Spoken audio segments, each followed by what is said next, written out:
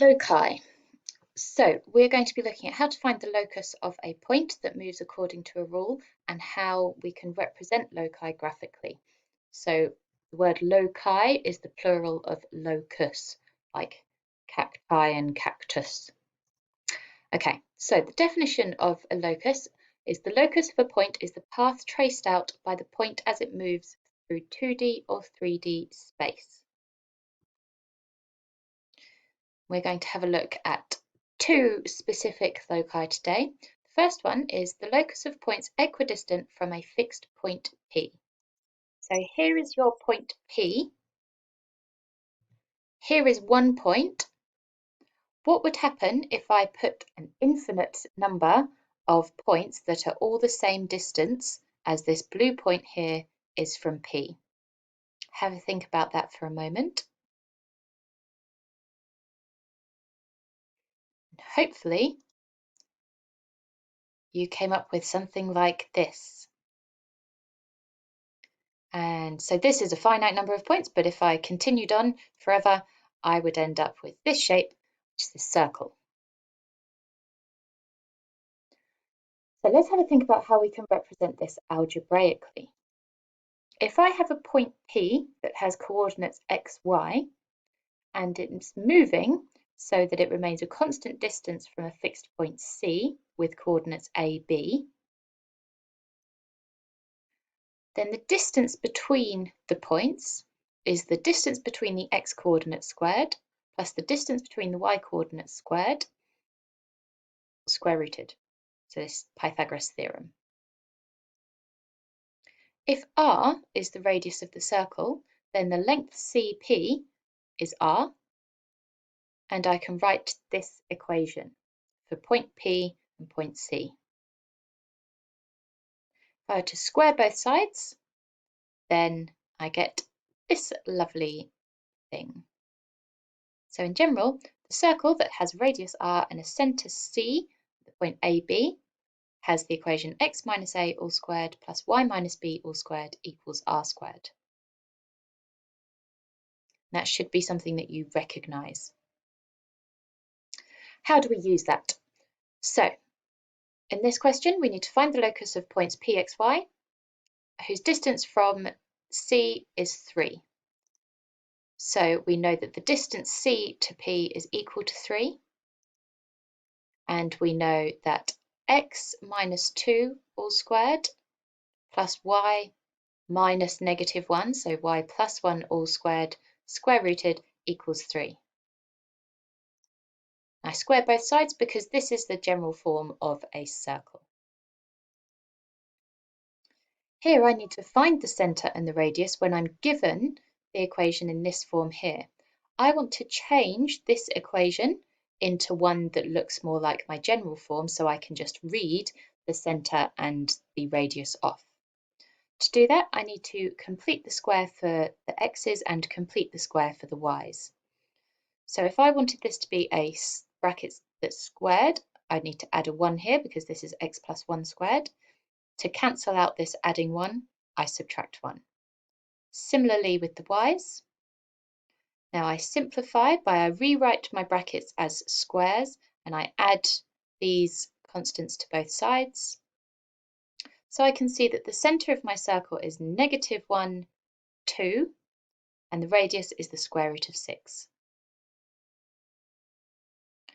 Pause the video now while you have a go at questions 1, 2, and 7. And these are the answers.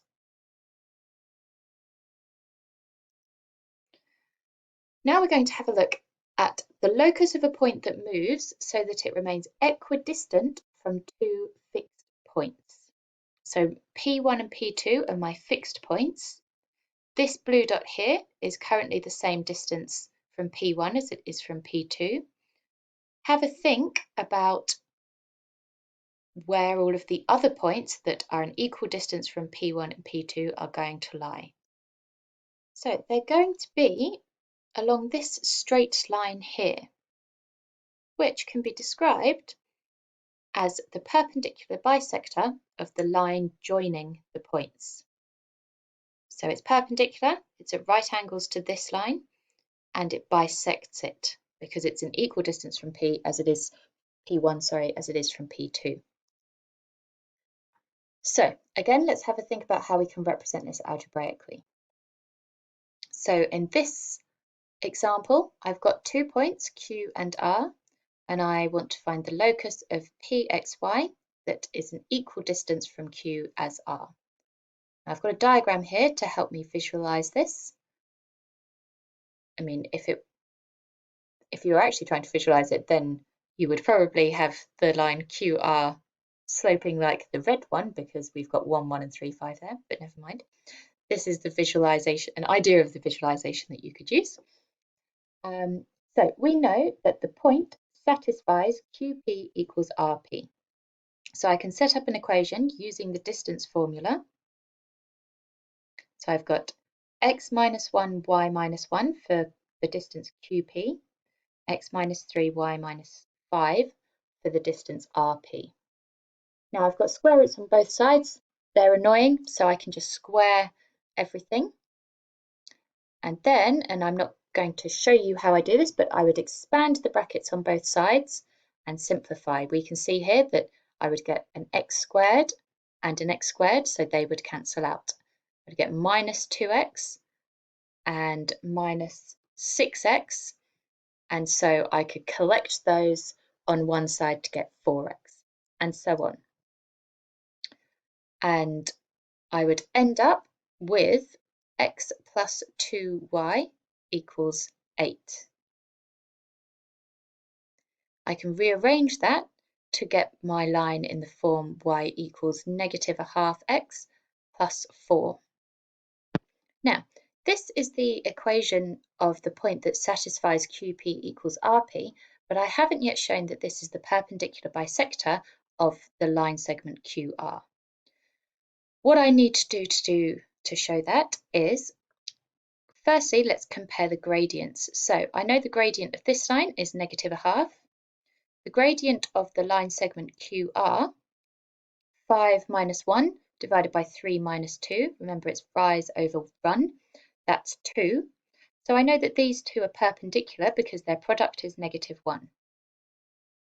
Now I need to prove that it's the bisector, i.e. it goes through the midpoint. The midpoint of QR is 2, 3. Just the midpoint of 1 and 3, the midpoint of 1 and 5. I need to check that the point 2, 3 lies on this line. So I substitute 2 in for x. That gives me 3, which is my y coordinate. And so 2, 3 is on the line. So all of those steps are required to show that it's the perpendicular bisector.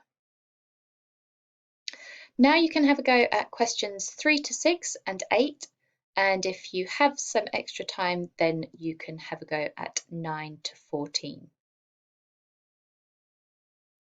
Here are the answers for that, and ask if you have any questions.